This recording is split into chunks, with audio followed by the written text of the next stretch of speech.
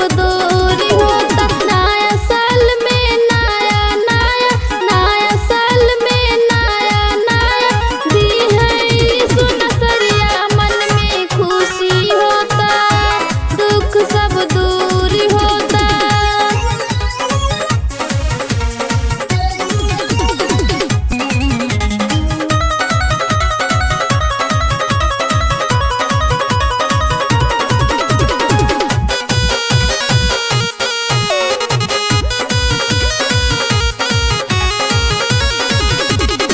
आनंद खुशी मिली, आनंद जीवन, प्रभु के चरण में हरदम रही मन।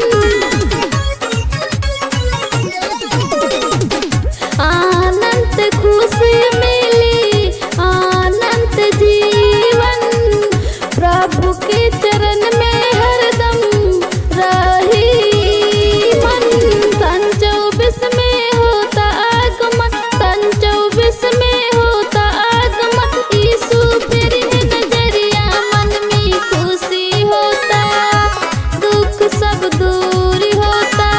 मन में खुशी होता, दुख सब दूर होता।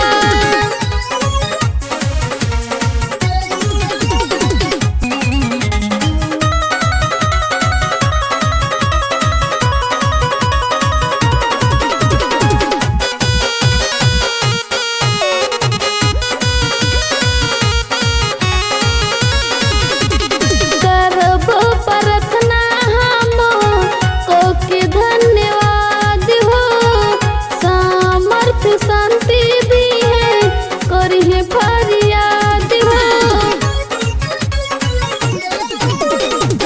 करबो प्रार्थना हम को के धन्यवाद हो, सामर्थ शांति दी है, करिहे फरियाद हो।